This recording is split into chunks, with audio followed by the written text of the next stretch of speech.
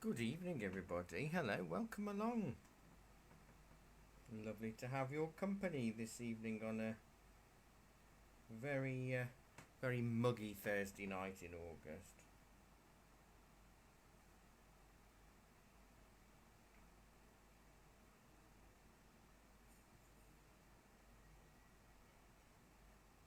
How are we doing? As you can see, not a huge amount to draw this evening, just a line, which is probably about 2 or 3 finger widths up, or a chunky ruler width, if you've got a ruler to hand. You're a busy bee, Nick, aren't you? In and out all over the place, shaking it all about. It's actually cooler outside than it is inside today. Sweltering in here. I've now there's less chance of the wasps coming in. I've opened the classroom window. I'm sitting under a fan, and I've opened the classroom window, so you might hear a few noises and stuff from the people passing by on the way to the pubs and restaurants for their dine out. Oh, you're in France, Jenny. How lovely. Bonjour. Where in France are you staying?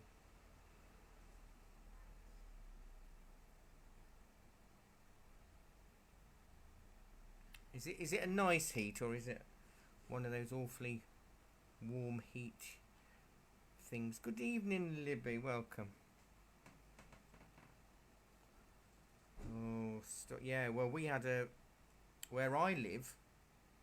My village and the surrounding villages had an absolute downpour last night. Around about 6 o'clock, the heavens opened and my road was I don't know, 7-inch deep river of fast flowing water.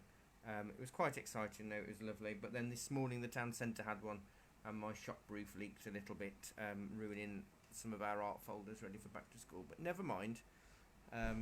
It could have been worse.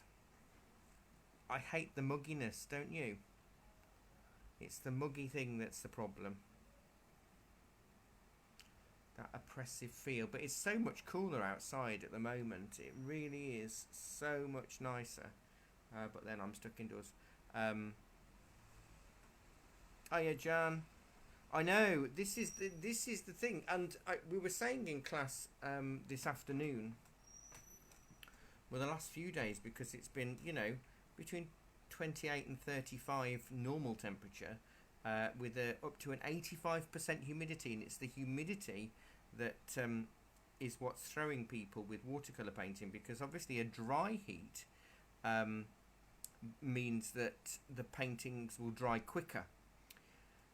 But a muggy heat means that it won't dry quicker and it might take longer because there's a lot more moisture in the air. So people are applying a lot more water to their watercolours, and because they think, oh, it's really warm, it's going to dry quickly, and then it doesn't dry quickly. So that's the issue. And most of our students, like I am here, are in upstairs rooms or hot conservatories or attic conversion rooms, so it's even stuffier and muggier. So we probably won't do a full 2 hours. I've chosen an easier image today because of the weather, and I'm due another hay fever tablet soon, and my eyes are already itching and stinging now I've opened the window, and I haven't got one with me. So we're going to keep the colours simple. Cadmium yellow, cadmium red, so that's an orangey yellow and an orangey red, ultramarine, and burnt sienna. And we want to make this really vibrant storm. I'm not going to do too much information on it. It's going to all be about the clouds and how to build up lots and lots of clouds and that kind of thing. So I'll go through those colours again. So cadmium red and cadmium yellow, ultramarine and burnt sienna. I had to do a commission recently. It was from a certificate from 1940 from the Royal Navy, and it had been done in a different printing process, one that I've not seen for a long time. All the capital letters were in an oldie worldy font, like Gothic letter font, in red, and the rest of the certificate was in a different font in black. So the way they had to do it then, it's got a beautiful border, so that would have all been pre-printed, and then they'd have had to have printed the red words, then they'd have had to print the black words, so they're slightly off. However, red in print faints and fades much faster than any other colour, so the black's fine. However, where this has been, every letter that's in red has gone into a very almost invisible pale cream, so I can hardly see it, but the letters so small I've had to use a 2.0 paintbrush and red paint to paint the letters in.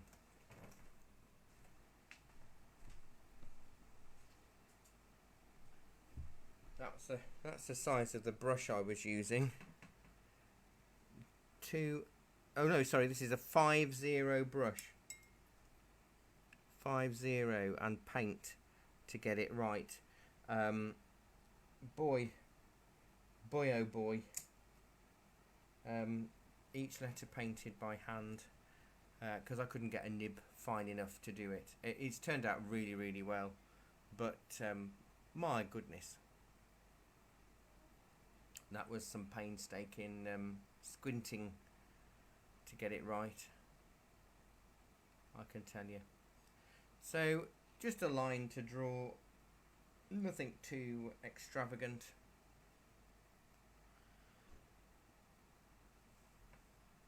You've got two cad yellows. One might be cad yellow pale and one might be cad yellow deep. You want one that's sort of just more of a sunflower yellow, so it's not quite orange, but it's also not greeny.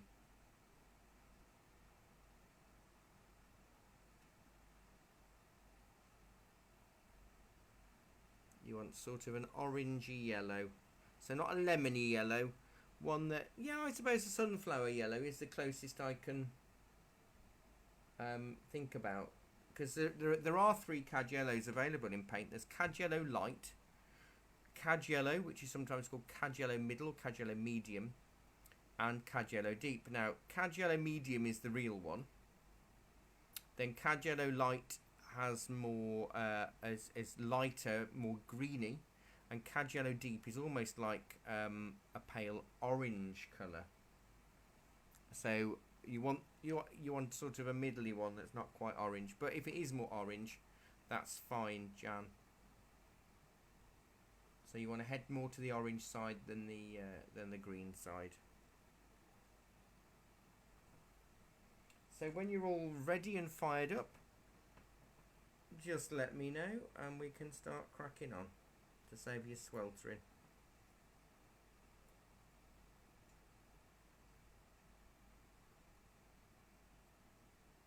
So you won't be at yoga today then, Jenny, will you? If you're in France.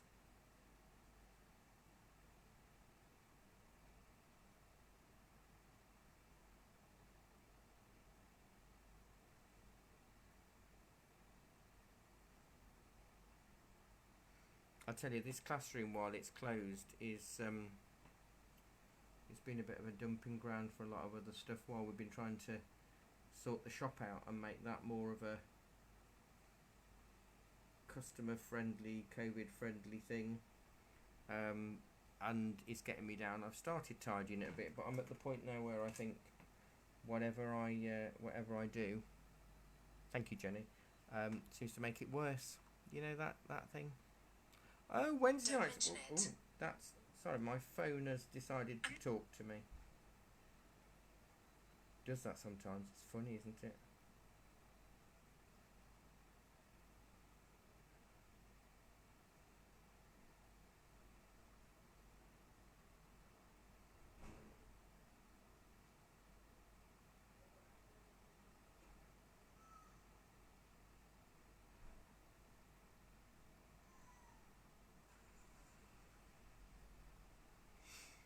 Excellent. Wonderful, wonderful. So I'll be using my big brush, my big squirrel.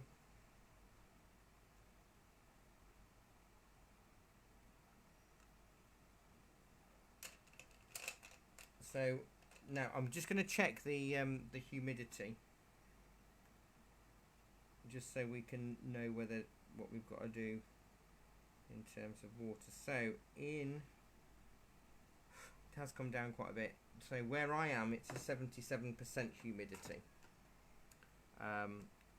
So at least it's still quite high. So as such, I'm not going to absolutely bathe. We were doing portraits this afternoon. I was doing sgraffito with candle wax and acrylic paint this morning, doing a cat. This afternoon was a watercolour portrait, which it is hard to do a portrait. And then tonight it's a nice storm, which is more appropriate. So I am making it quite wet. You'll see possibly that the light, my little lamp, will reflect in the centre. So I want quite a bit of water on here because we want most of the clouds to feel like they're blending, and then we can add some more. So I want to do a sort of creamy colour to start with, so I'm going to go with a little bit of burnt sienna, or a creamy grey, a little bit of ultramarine, and a little bit of cadmium yellow. It's a funny colour, and I'm just going to pop that on. Actually, there's not enough colour there. The thing you have to remember when you're doing wet in wet with watercolour is that your paint is wet, your paper is wet, and your brush is wet. The combination of which means that it's going to dry a lot more than 30% lighter. You know, when you wet your paper once, or you just go on to dry. So I'm just doing the bottom half in a sort of creamy colour. And you should just be able to see my tile on the the bottom right-ish side. So this is our cream colour for our background part of the sky to help it feel foreboding. Yeah, so you've got wet paper, wet brush, wet paint. So that's treble the amount of lightening, really, isn't it? Because you're diluting and dispersing the pigment 3 times. Whereas normally when you just got a wet brush and you go onto your paper, that'll dry 30% lighter. So you're almost you've got to make it a little bit darker when you're doing wet in wet. So when this dries, it'll almost disappear, but that's all right. I'm going to go with a bit of ultramarine. I'm going to go with a really nice purpley colour, ultramarine and cadmium red to start with. Quite a reddish purple, and you can see up here this is already drying. Wow, drying massively. Let me put that in. I wasn't going to cover a lot of this area in it, but I think I'm going to have to. And this is just sort of feathering. Start off light, gradually get darker. So a lot of cadmium red with a bit of ultramarine will give us a nice red mix. You can see here how the paper at the top is already drying. But as long as we can get some spread, it'll work out all right.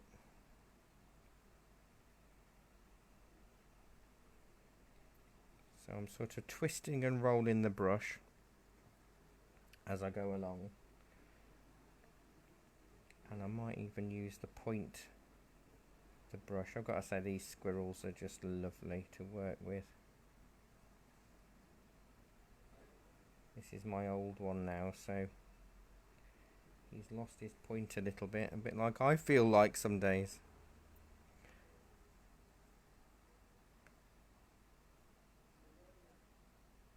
So we do have to work quite fast with a wet in wet wash. But it does mean while we're doing that, we can add blue and let it spread.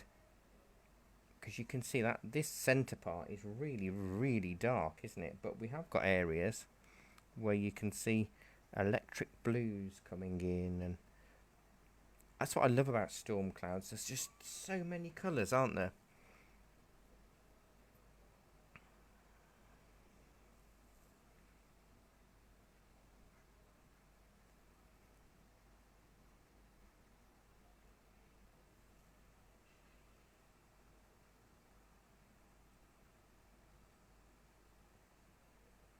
So this is a little bit more blue into the purple. If we get cauliflowers, that's all right. I can show you how to sort of get around the cauliflowers.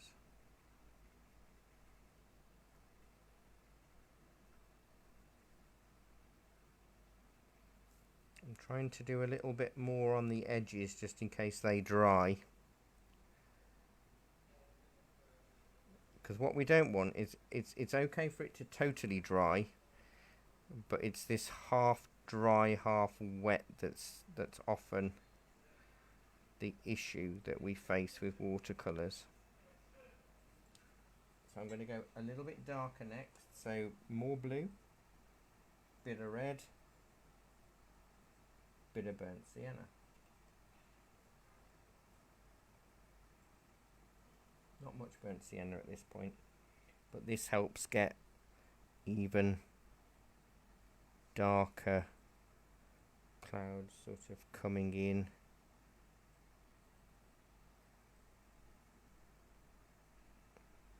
Up here. Now as it's starting to dry, oh, I haven't mixed that colour properly. Look, I've got bits of burnt sienna showing through here. As it starts to dry, you lose the fluffiness.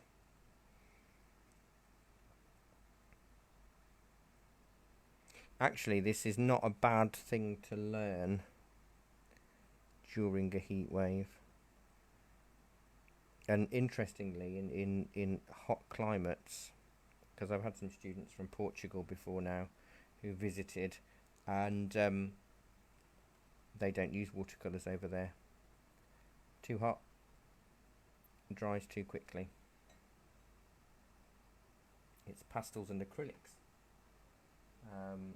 which is fascinating really. But then when you think about the Renaissance, it's all oil paint, because obviously oils take longer to dry. So going in, we can lift out colour as well if we need to. Still the same colour, I just had to mix quite a bit more up.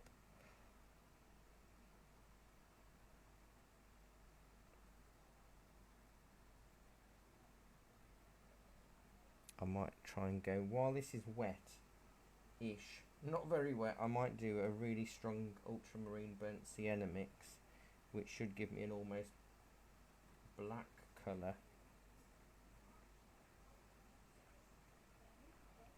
And I want that over here. And then I'll stop and we can let it dry, because I don't want to scare you all too much, or scare you any further by just pushing you on into this.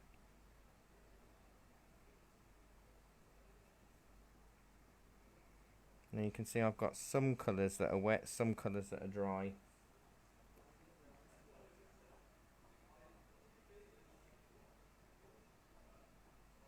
And some areas that are half wet, half dry. And we can look at all of this. We can address this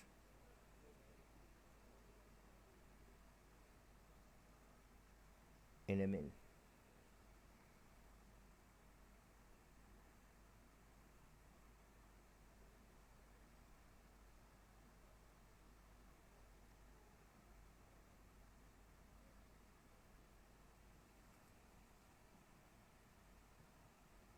Right, I'm going to stop, let it dry. I'm really not going to get the hairdryer on this, because do we need to add more heat?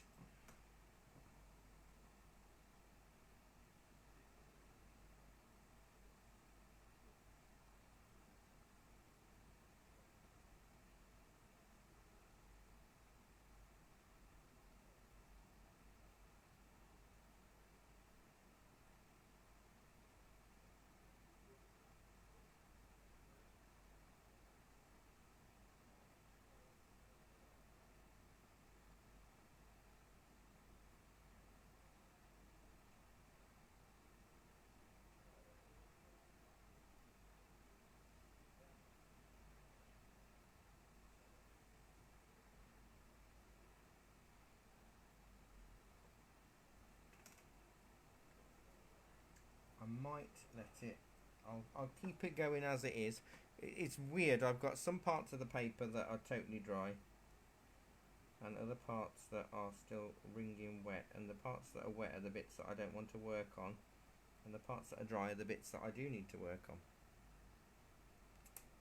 Can't make it up, can you?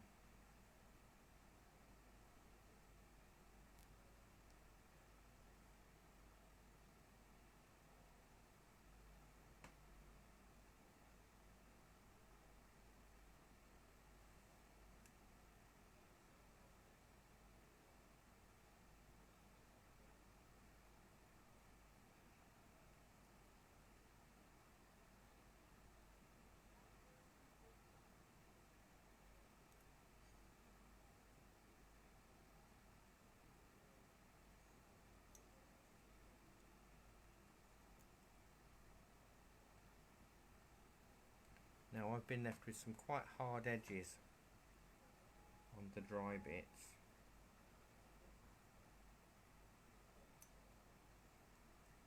So I'll give you good lessons in to learn in all of this.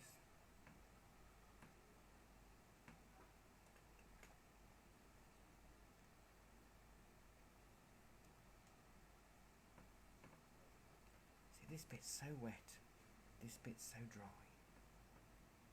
I don't want to work on that bit.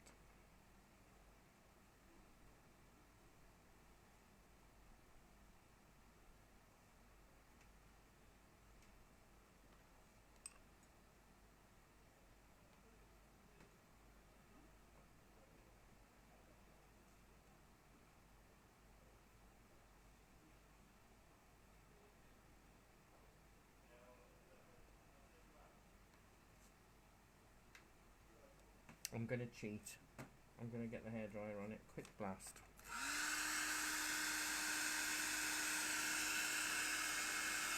So at least then I can show you other layers and what have you.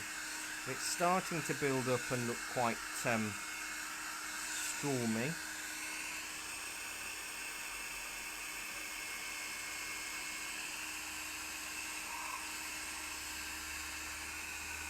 I do love a stormy sky.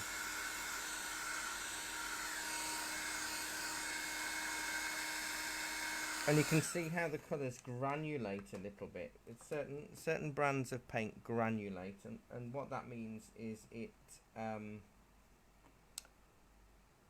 changes texture and separates from the colours that's surrounding it.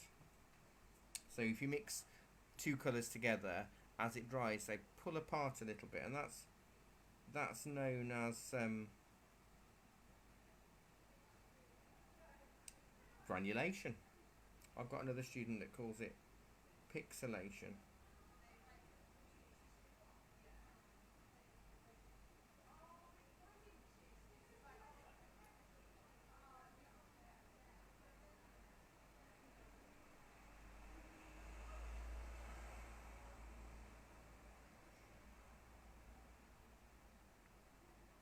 It's getting that shape. I just need more stuff here and more blending there. So a few more minutes just to make sure it's dry, and so you're all with me.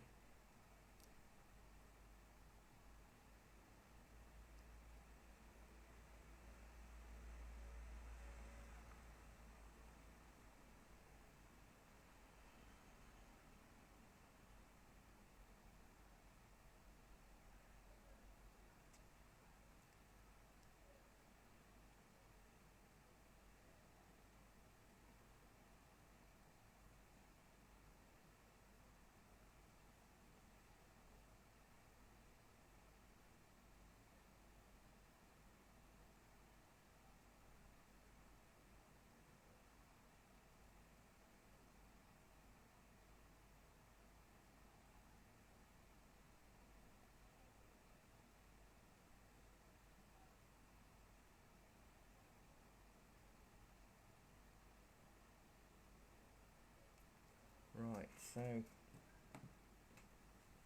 my sleeves keep running down.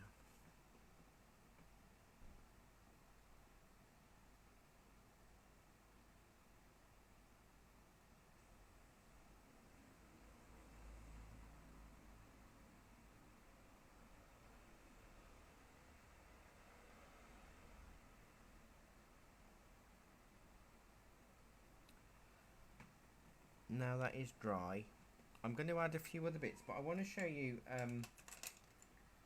if I want to blend an area in. So I want sort of more of a subtle tone with that cloud and this one. I'm just going to use a clean damp brush.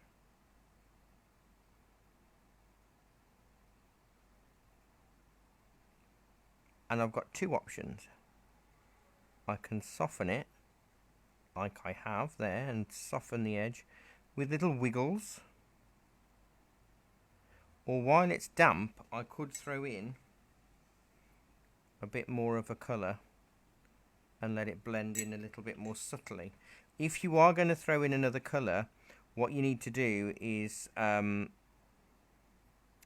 wet an area wider than you need it to be, because when you dampen it and you throw another colour in, it will only go right up to the point where the moisture is already.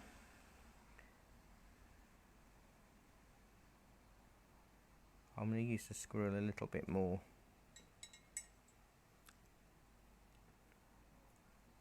But I do like it. I will probably lift out some clouds later, but I want to add more misty bits and dark bits. But it's good exercise today because it's drying quickly. You know, you may find yourself in situations on holiday where you're trying to paint and do things, but you've got cauliflowers and all sorts of weird and wonderful things happening. But it's not working. So then you have to look at what you can do to rectify that. And a watercolour is very often salvageable, even when you think it's all gone wrong.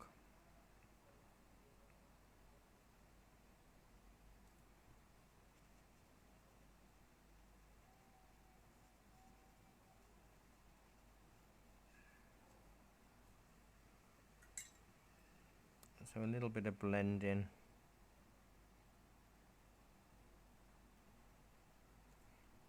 You can make them as soft or as hard as you like, but I prefer softer edges with clouds, if I'm honest.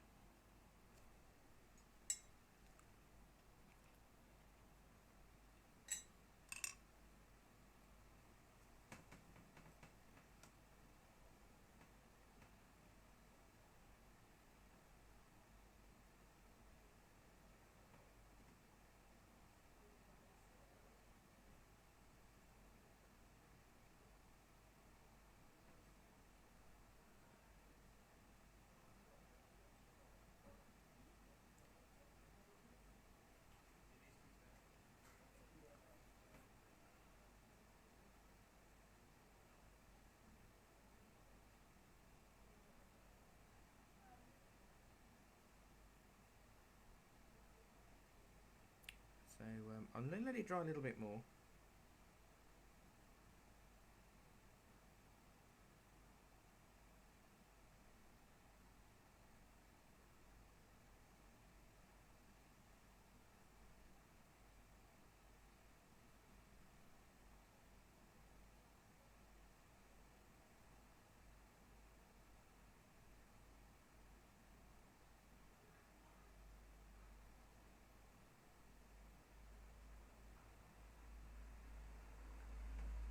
So what we do is we can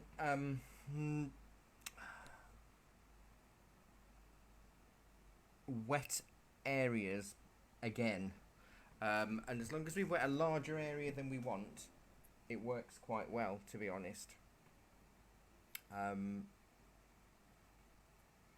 So I'm going to work on this bit. I want a slightly lower cloud, and I'm going to use my brush, my squirrel brush, to wet it and apply it, but I am going to get a bit of a mix of the purple colour, ultramarine, cadmium red.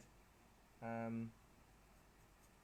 might leave it at that actually, just see how it is. So if I want a slightly lower cloud here, look, I'm going to wet a much larger area, then come in with the colour and let it run. So we've used the oh, looks like it's going to rain there now. Excellent. So we've used the wetting to help it spread. So the same goes if I want something more here to build up a layer of cloud. I'm going to work very quickly with water. If I spend too long, if I dither with the brush on the water, what will happen is that it will just lift off the colour underneath. But at the moment, I can add multiple layers while it's wet, and it'll give me a totally different look. You know, like when I was in I was in Wales on Saturday. Not this. No, not this. No, I wasn't.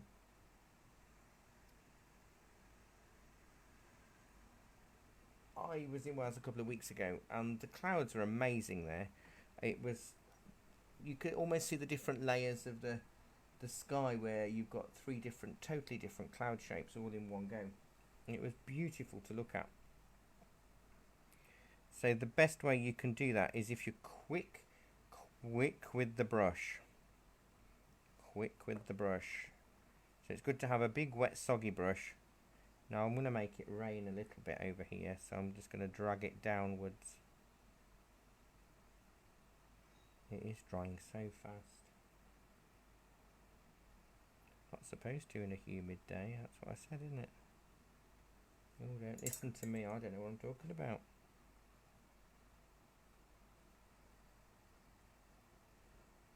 I'm going to pull it down like that. Oh, look at that bit of rain. Lovely stuff. I'm flitting while I'm waiting for bits to dry, you see, so I'm going to go in here.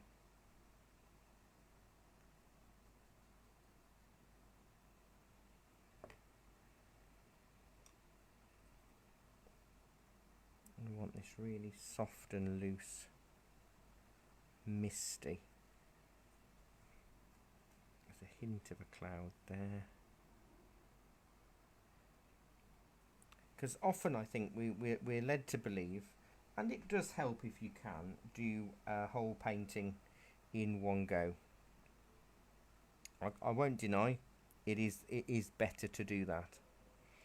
However, even the best painters will struggle in this sort of weather.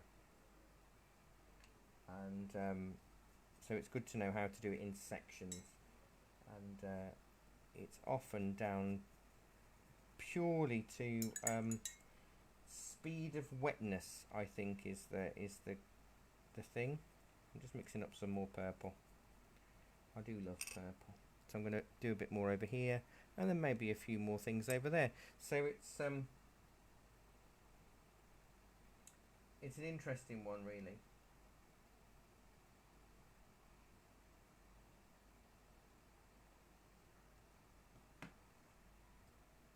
Okay.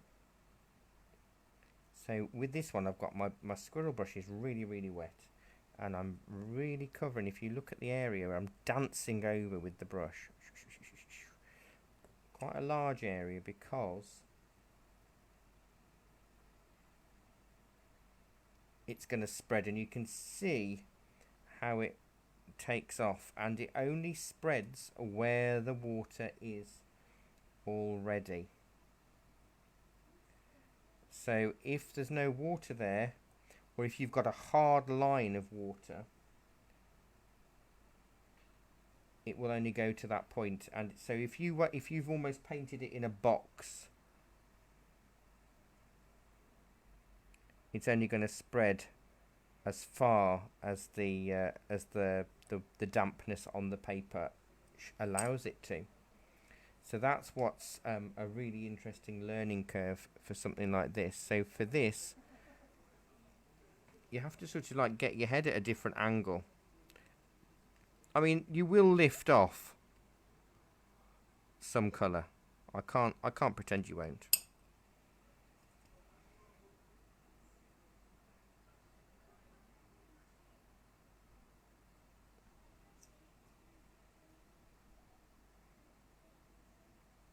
but the freedom that you'll be able to get by dropping the colour back in is actually really, really nice. So, you know, play around with the colour a little. We don't want to necessarily, I want the main dark area to be in the centre. But while you're practicing this, because we've not done this technique before, I mean, those of you that have been coming to a few of these classes, and or any others that we've been doing during lockdown, we've not really looked at this as a thing. So let me wet this bit while we've got a nice purple on.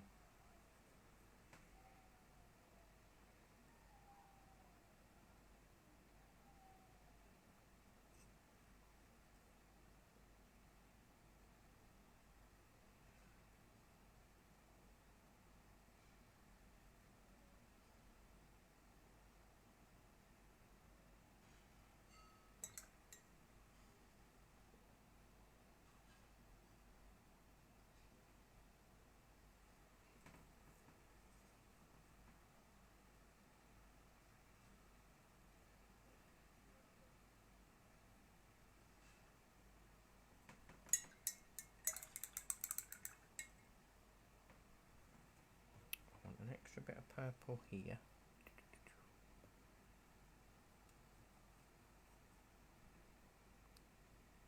And then I'm going to go wet this middle bit again. But I'm going to mix up a really dark colour. Let it dry for a sec.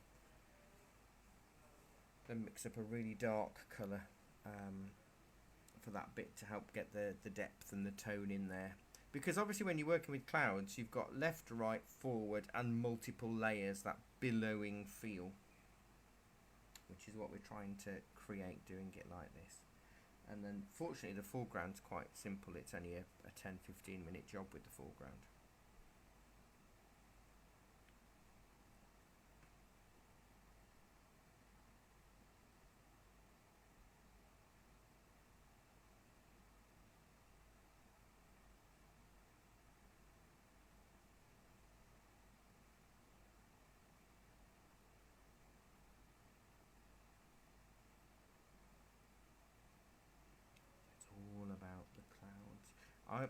I'm not sure I like how light those are, if I'm honest. Let me wet that and use some of this. I don't want to tone it down too much, but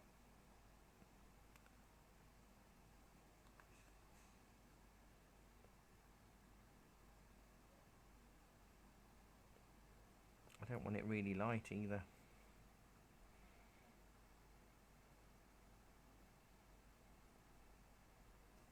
So by wetting it and dragging the purple over,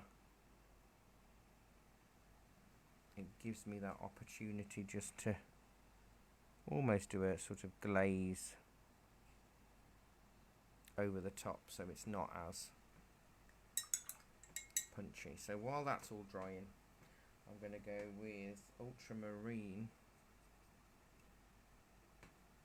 and burnt sienna.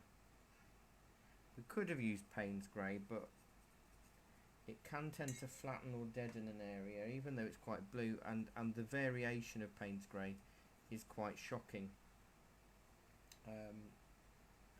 In some companies it's very blue, in other companies it can be a little bit brown. That's quite dark, so that should be good enough. If I wet this section now as quickly as I can,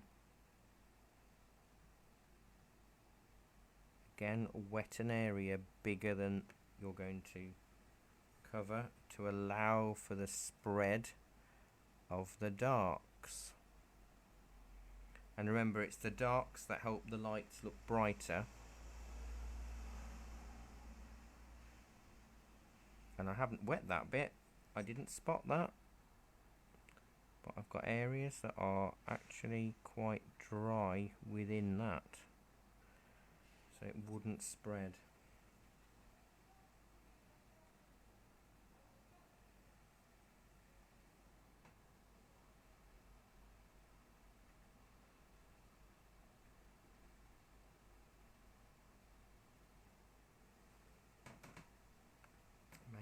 maybe a little bit of this dark up here.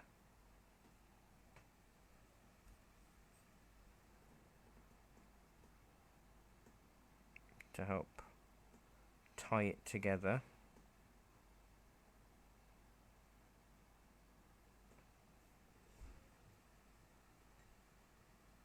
And a fraction here.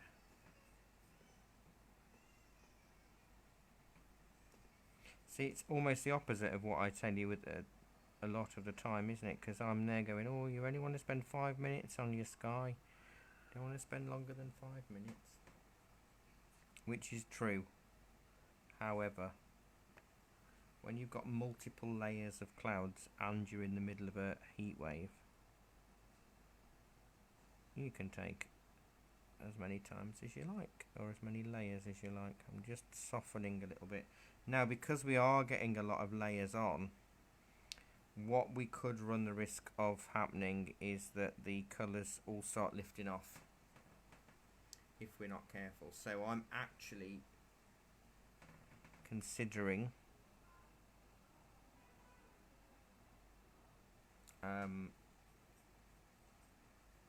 finishing the sky. We've already 40 minutes, you see, we've been here doing this, which is amazing. And it won't look much until the rest of the scene is on. Now, if you notice, the camera bleaches out a lot of the colour. It because it doesn't like contrast, rather like real cameras. And so what's happening is, because this is so white down here and this is so dark up here, it's confusing it. So let me just try and lighten the dark a little. Just bring maybe a little bit of this down while it's wet.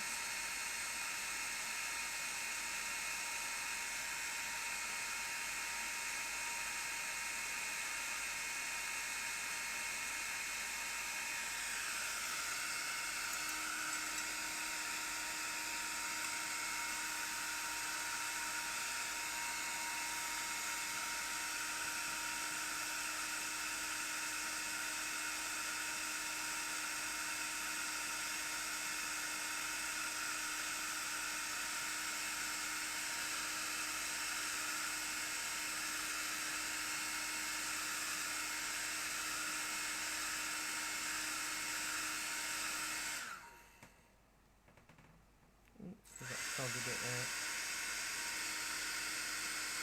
You can see how beautifully tempestuous it looks, can't you? I'm just trying to find a bit of black paper just so I can show you, or not black even, just something different, something colour. Oh, hang on, this is some yellow thing. Look at the difference in the sky there. You can see the smaller clouds and everything. Take it away. Bleaches it out quite a lot, but I have noticed I've got sort of like a weird edge here. Weird edges can be destroyed with a clean damp brush. So how's it going?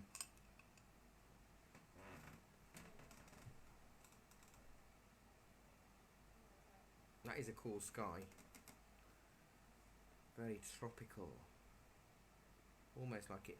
It didn't look like this last night when yesterday evening, but it certainly came down as if that should be what the sky looked like. I've got a bottle I use to spritz my watercolours occasionally, just with water in, but I'm covering my face in it. It really helps cool you down, not calm you down, cool you down.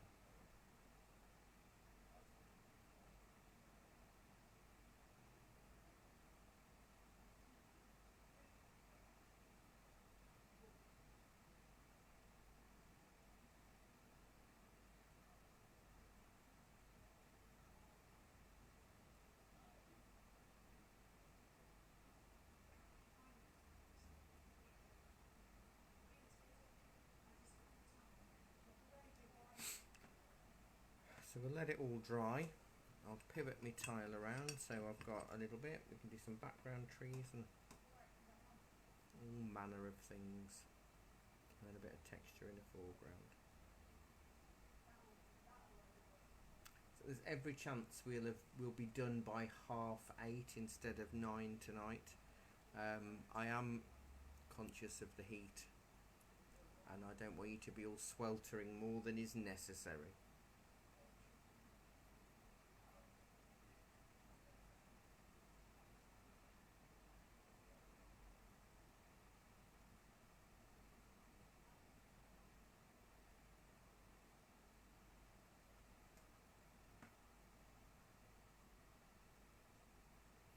So don't be frightened to re-wet an area, but you do need to go much faster, much bigger than the area that you want to wet, and that will really, really help.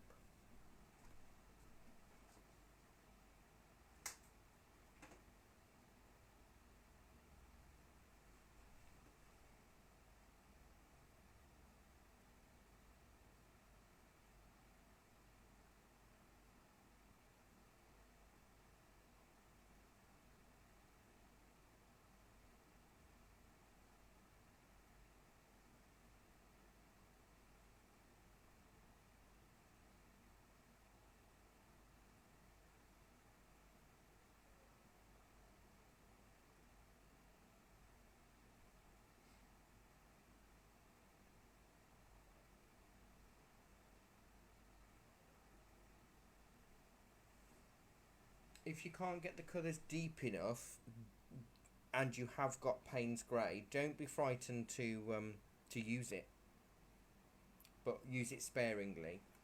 Or you could even mix a bit of ultramarine or crimson in with it. That could help.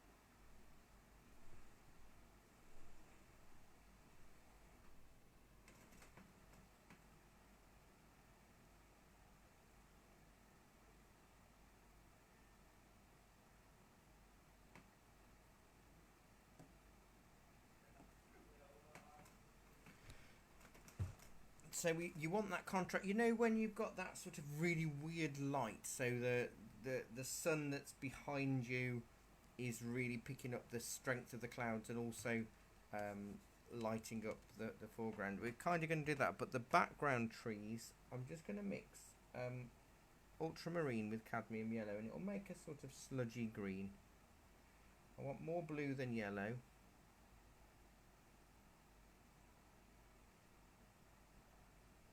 But I don't want it to look too much like the clouds you see. And that's... I'm going to start at this end, because otherwise my hand's going to drag. So I want a flat bottom.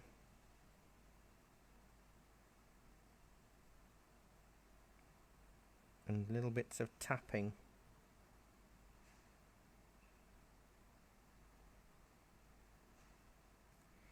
Now I might switch, actually I'm going to switch to a finer brush to give me some better foliage shapes.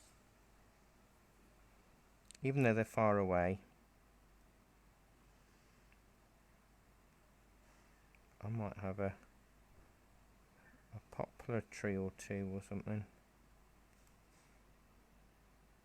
Now what we want to happen is as we get closer to the storm, we make our greens more transparent,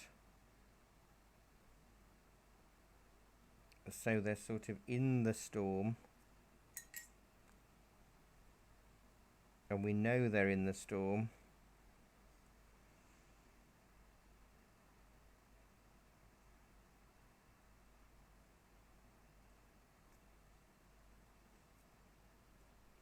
but just really soft.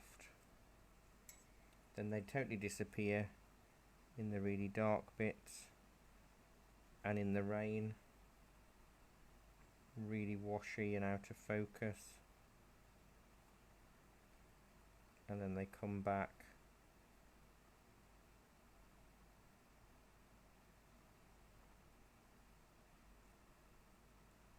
Stronger still.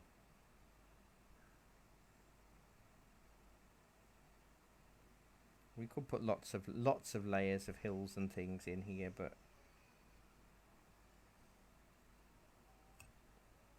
the sky is obviously the main thing, and we may well come back to doing more to the sky.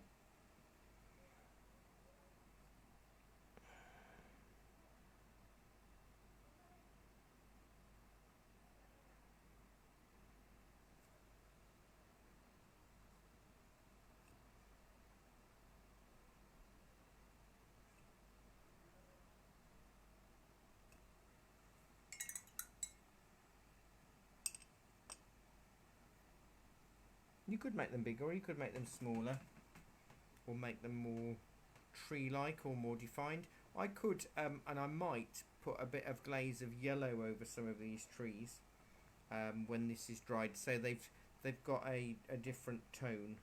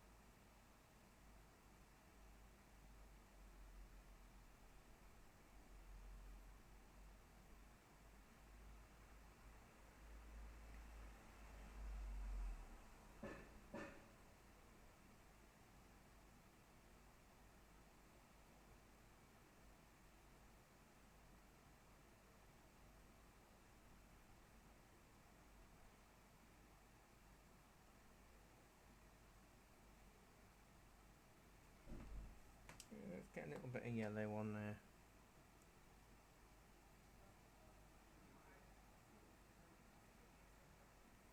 It will go a little bit more transparent, obviously,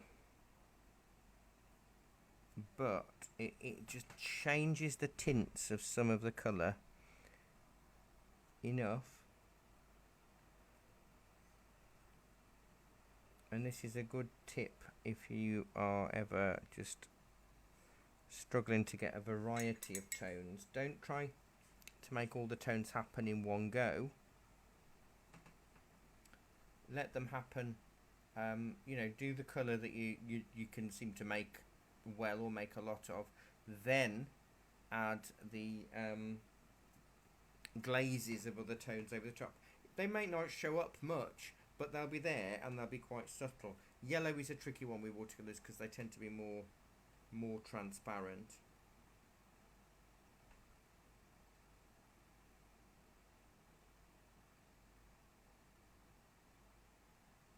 I'm just checking on my screen to see what it looks like, and ooh, it's looking very tempestuous, isn't it?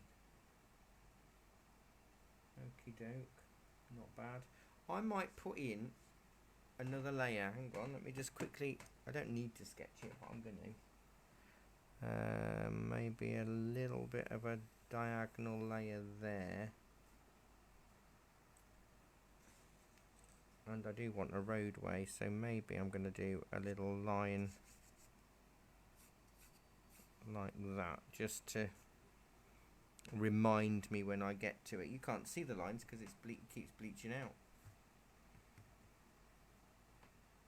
It's no good.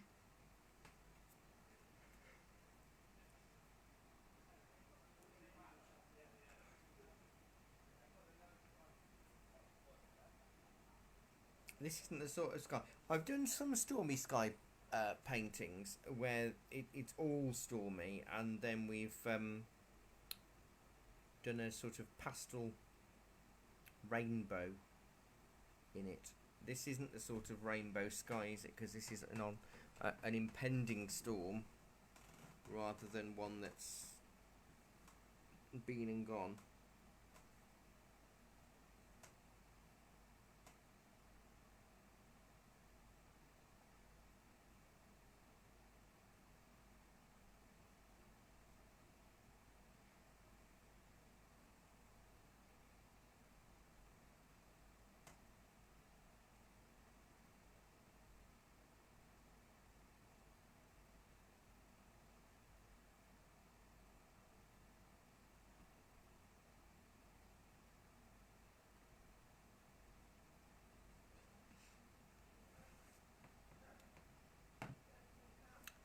Right, so we're going to make a sort of mustardy colour for the middle ground, and then go a bit more yellow. We can do that because we can make it more, as you go more orangey yellow, you go with warmer colours towards it. So I'm going to make cadmium yellow and a little bit of burnt sienna.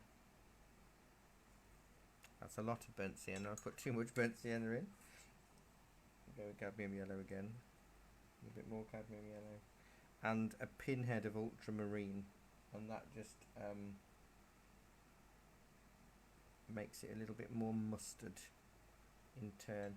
A little bit like yellow ochre, in fact, but we've made our own. In real terms,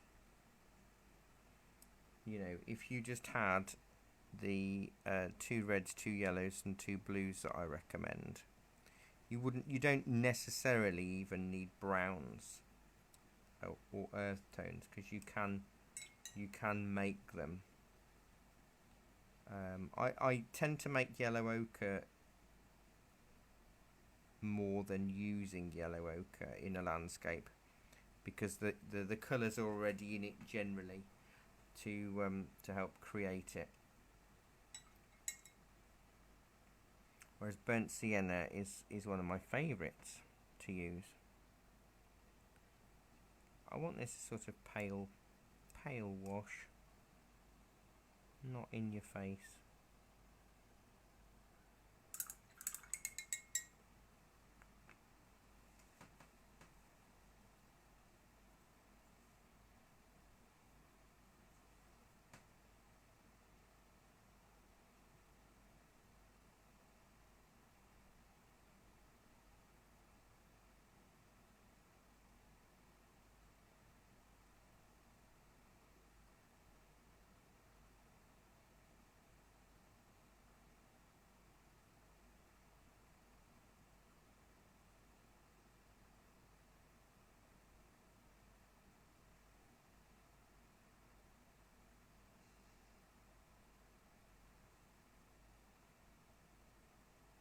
And I'm not going to really do anything to that because it's too far away to worry about.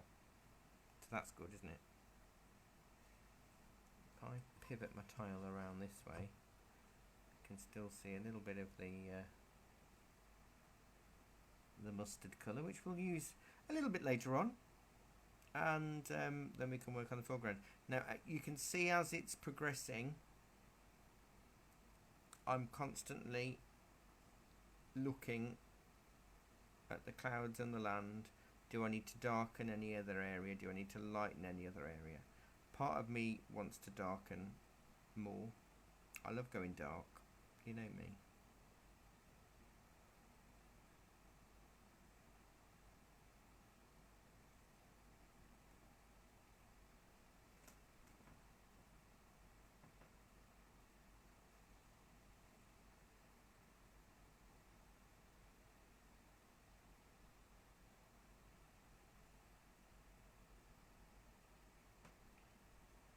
In fact, I might use a little bit of that mustardy colour with more cadmium yellow for the full foreground bit, and then I'm going to let it dry and we can add other textures to it. So I don't want it to be a totally cadmium yellow mix, but I do want it to feel more straw, a little bit lighter. And I'm going left to right. Now you can see there are areas that is repelling the paint, and that's basically my fingerprints. I should not really be leaning on the painting as much as I do.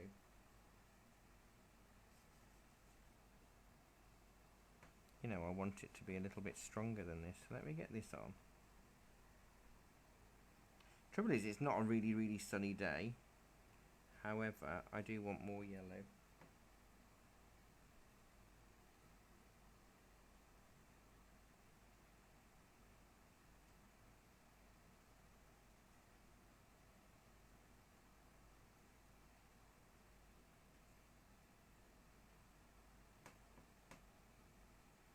Maybe I'll make it slightly oranger with a bit of cadmium red. We haven't used much cadmium red yet, so let's go with orange, cadmium red. So that's your orangey red that we used in the sky, and the cadmium yellow. Let's really warm it up.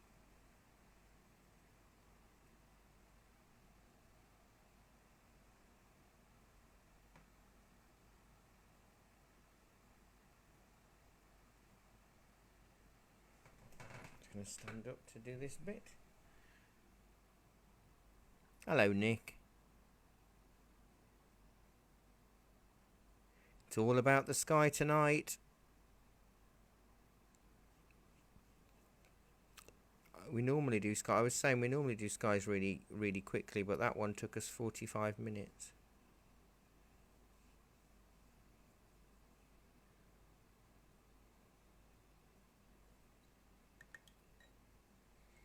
And see, now I'm looking, I might darken that mustard triangle.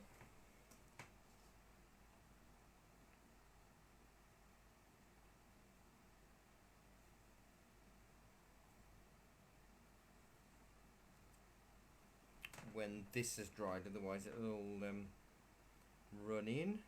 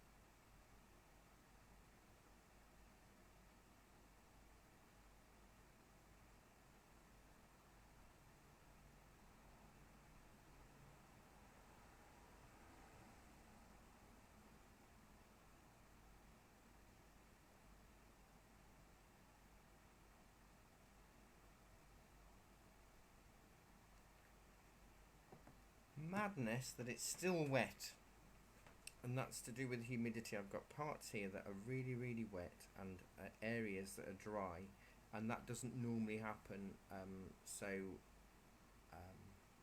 Oh, what's the word?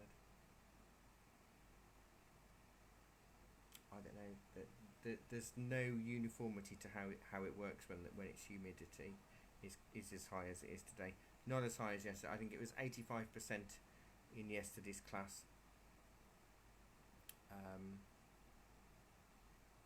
which was mega high.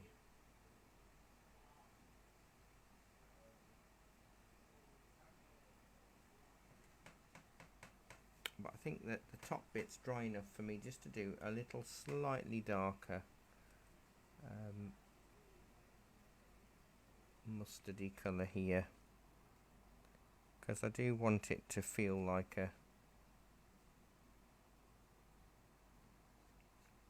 a range of fields rather than just the one, with a nice delineation between the two. It's gone a bit green now.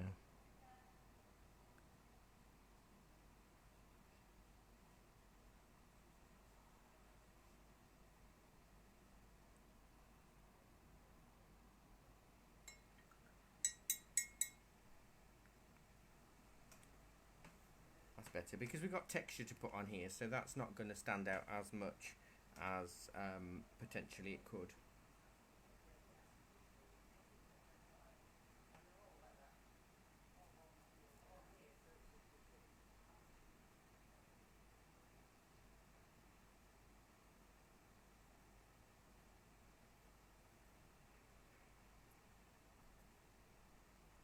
You just sort of stipple. Excuse me for yawning while I was trying to talk. That surprised me there. You'll need a sort of stipply brush. So if you've got a fan brush or something, that would be really useful. Or anything that, like an old brush that's splayed a little bit, will help. Or you can sort of dry brush it. We'll try dry brushing it just in case. I'll dry brush it with you, but I just want it to dry nicely before we move on.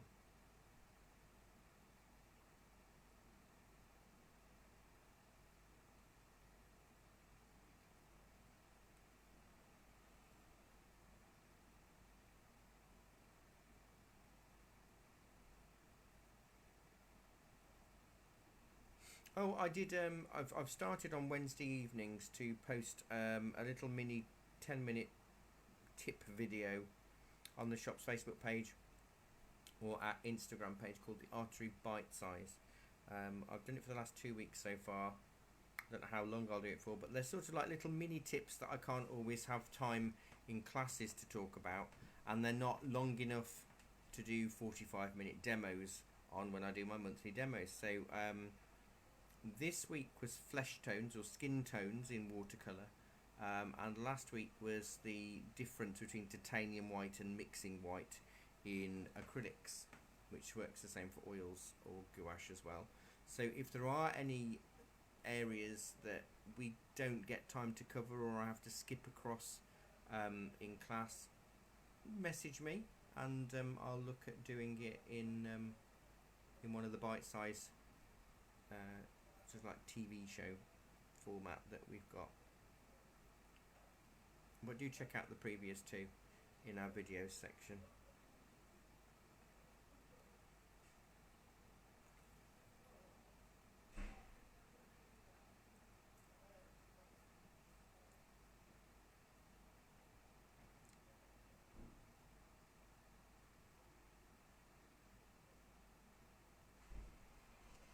Right, so I'll do some dry brushing.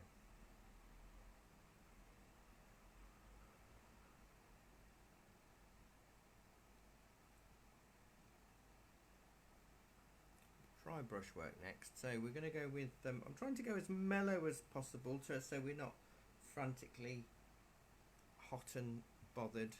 We're just hot. Less bothered. I'm going to go with a bit of blue in my yellow and a little bit of burnt sienna as well. So I've got this yellow mix already sorted, and I just want to make it sort of a murkier colour. I'm going to go with a little bit more blue. Gosh, I refilled my ultramarine last week. I've been using a lot of it. So dry brush, I'm just bouncing it off on the edge of the tile a little bit more. Little short bounces. I'm going to go right the way across. It's going to take a while. You don't want a lot of paint, but you need enough.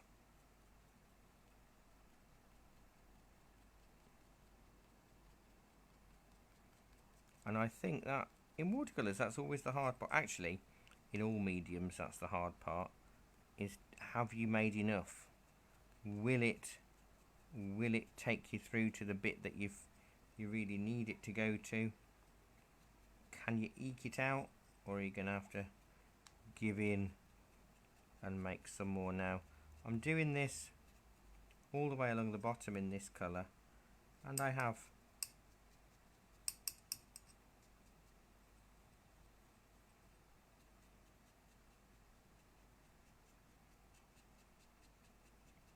I've not mixed enough, but as I move up I can add a little bit more water to this so it's slightly paler, remembering to try and keep it dry when you add more water to it, because it's going to make the brush and the mixture a little bit runnier. So each row or layer I'm going to add a bit more water to the mix so it goes a little bit lighter.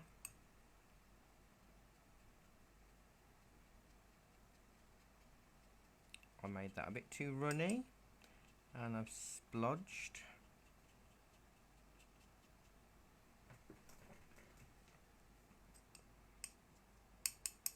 But we want texture. Texture's the important part in this picture now for the foreground. And I will warm up the very front.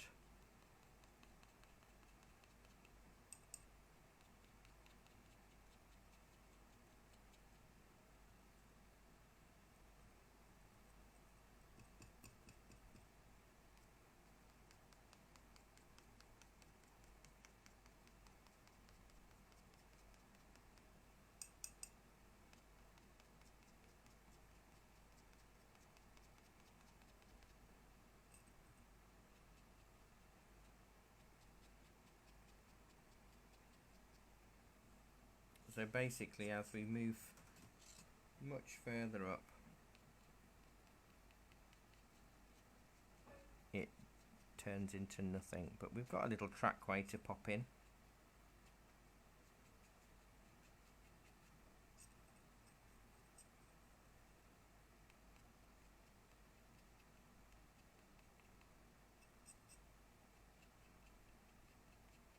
And a bit more in the foreground to do.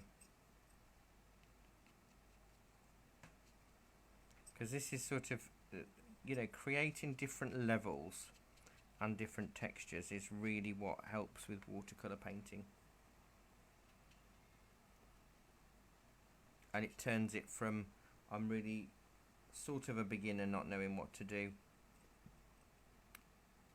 to a I know what to do person. And you might not think it, but it does. Textures are things that, textures and shadows, they're what a lot of people shy away from. Slightly darker foreground and then a little bit of the path or track.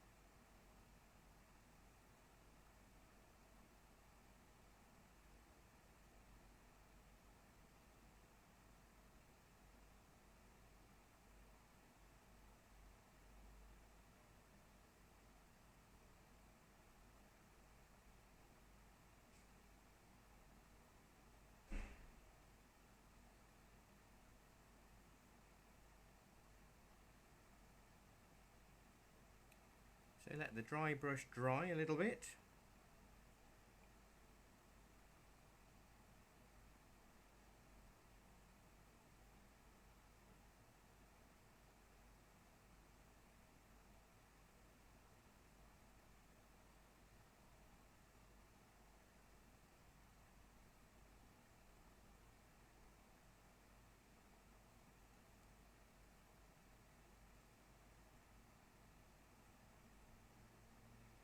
slightly darker. I want to go a bit more green or a bit more greeny brown. Trouble is, then that goes a bit sludgy, but we'll see. Okay, so let's go with a bit. Oh, look at that. I've got a patch on my palette where the ultramarine's worn out and turned into nice, lovely ultramarine juice. And unfortunately, that does mean that it's a bit strong. Let's go there. Need a bit of yellow in there now. Oh, that'll do. It's sort of like a greeny browny sludge. And if I can get a nice dry brush of this in the foreground, just about a finger width of this, all the way across.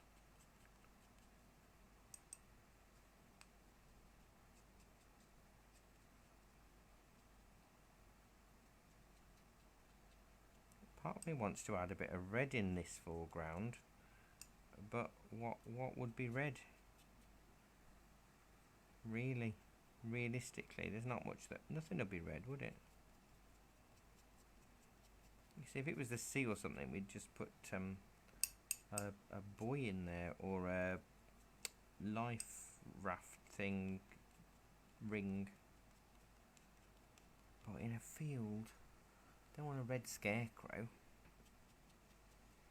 You could have somebody flying a kite, but I mean that's not really advisable in a potential thunderstorm, is it?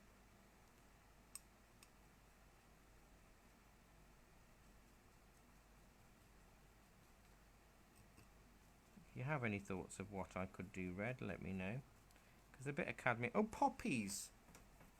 Yes, Jenny. I didn't read that until I said poppies. So great minds think alike. We'll do some poppies, and we've got cadmium red, and that will really warm that up. So while I've got this green, I'm going to sort of bounce this track a little bit wider at the bottom, narrower at the back.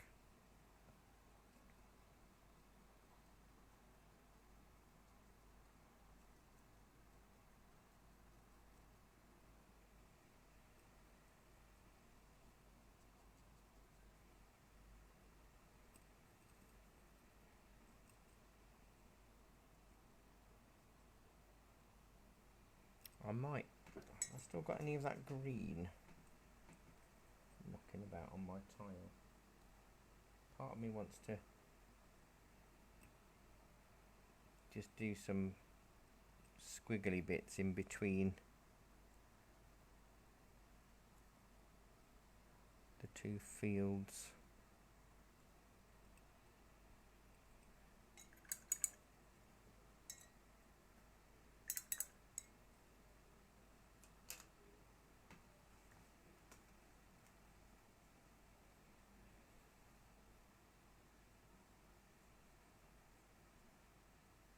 Going very dark and foreboding again. I just don't know if it's going dark, but still, it's too early to go dark for dark's sake, isn't it? At 8:20.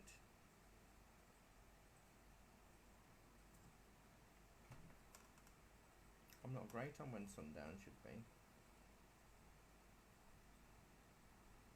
Oh, sunset at 8:30.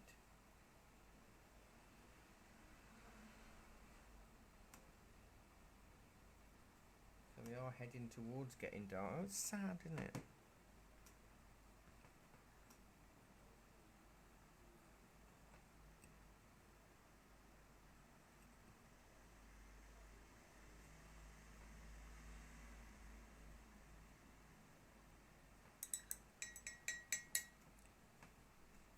This has got a really nice feel to it now, and I do think some poppies scattered over this side, maybe more concentrated and going a little bit over, would look really well.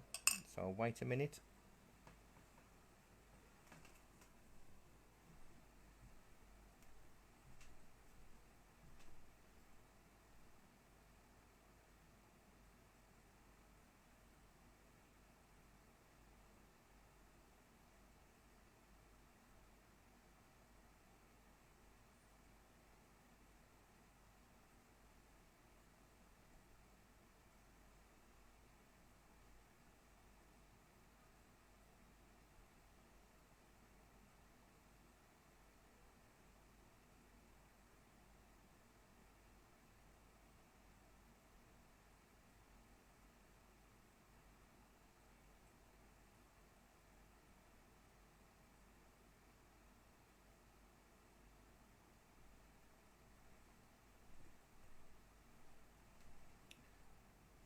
I can hear the rain starting. I might have to close the window in a minute.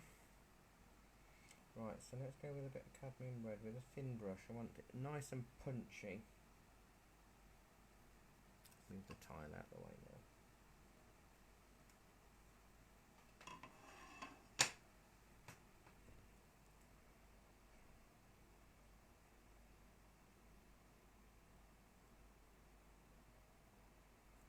Now I'm not really thinking about shapes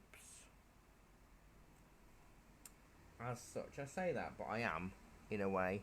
Let me zoom in a little bit just so you can see what these look like.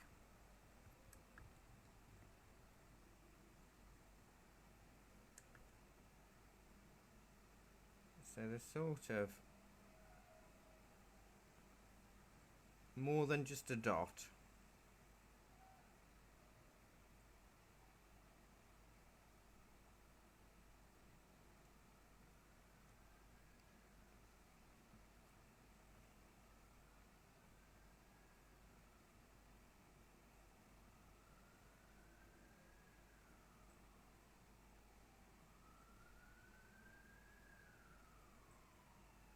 Sort of semi-wiggle, getting a little bit bigger towards the bottom.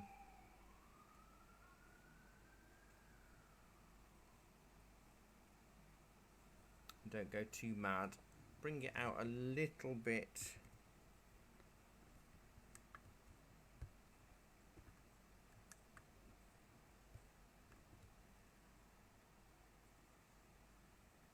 And if you wanted any of the centres in that, you could add a small amount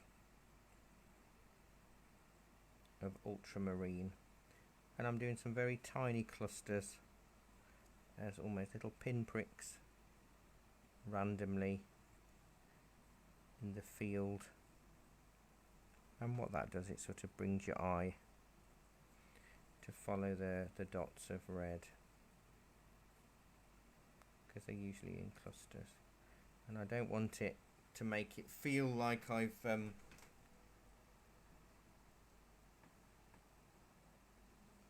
robotic.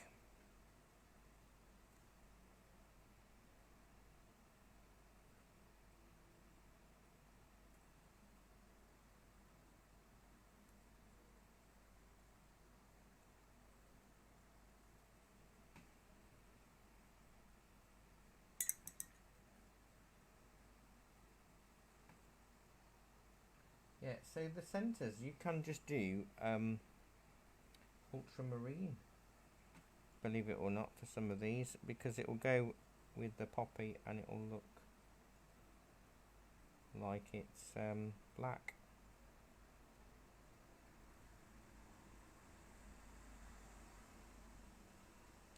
I might do a slightly brighter green bit of grass.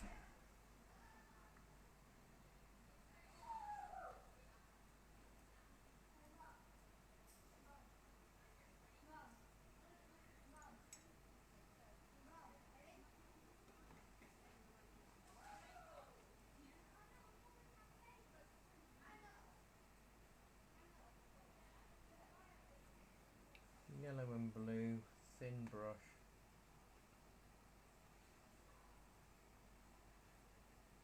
Because this isn't part of the field grass, if you know what I mean. Whatever crop that is or was. You can go a little bit darker with these. We don't want too much detail, but they are closer to us, so this is the place that you can add sort of little flicks and dabs, so it could be stalks or foliage.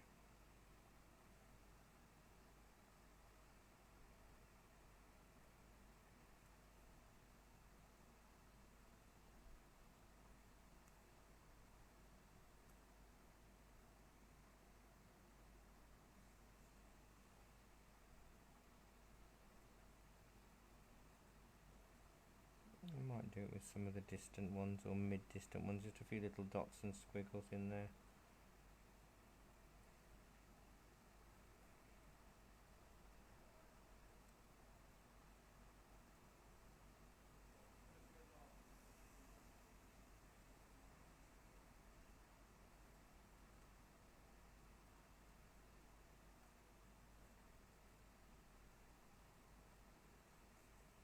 add such a lot.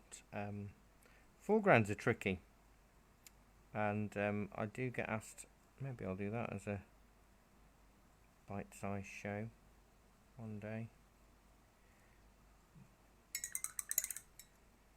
because they're sort of, if you've done a scene, the foregrounds are really tricky bit, because it may be not part of the scene as such. It's there, but it's not what your focus is. But because it's there, you have to make it look good, and I think that's what's tricky. Like this scene is about the sky, isn't it? But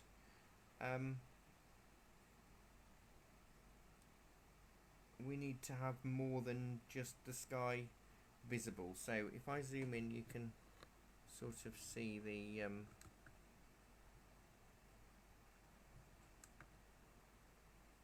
that's it, the texture and the sky.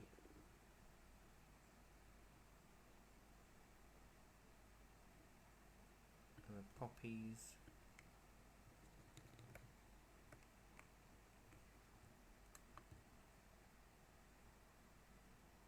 And the colours, so it has bleached it out a little bit, and I can sort of cover up part of the sky so you can see it has got other bits in. Let's turn that light off. Helped for a second, but not for very long. But it gives you the idea of the sky, and as I say, the sky was the main subject matter tonight. And I'd be really interested to see what you've created, or if you've only watched tonight and you're going to do it later. I would look forward to seeing what you post. Next month, we're actually going to make get the look of a metallic surface. So we're going to paint like a metal jug or something. So we how to get metal, and that's on October the 8th. No, September the 10th. September the 10th is getting the look of a metallic surface. Then October we're doing a harvest scene with ploughed fields and haystacks. So that'd be quite nice. So next month, September the 10th, getting the look of metallic surfaces. And I think it'll be silver. Yeah.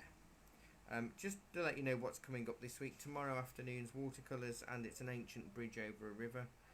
Monday morning there's a 45-minute demo at the Great Bolton Art Group online class, and that's lavender fields in acrylics. Monday evening is a watercolour portrait. Tuesday evening is a Crofter's Cottage in pencil. Wednesday afternoon's a squirrel in a tree in pencil. Thursday morning is a young rabbit in gouache or acrylics. Thursday afternoon is a ladybird and forget-me-not in watercolour. And then next Thursday evening is an art history talk on Dadaism, which is through an app you can get for your laptop or your phone, which is free, called Discord. And it's free, and for us it means we can stream 2 hours of content rather than having to pay a lot for Zoom. And it works really well. We did it last month and it was good fun. So that's what's coming up, and so next month is Metallic Surface on September the 10th.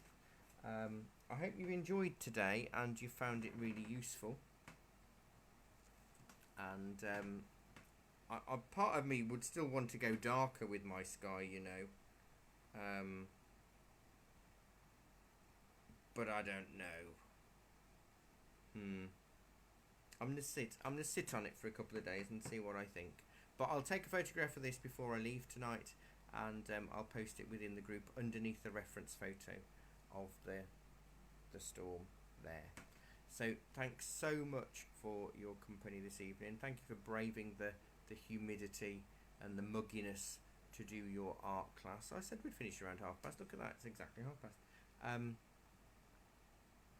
So yeah, thank you so much. I really look forward to seeing what you've created, and you can fiddle with it for hours and hours and hours now.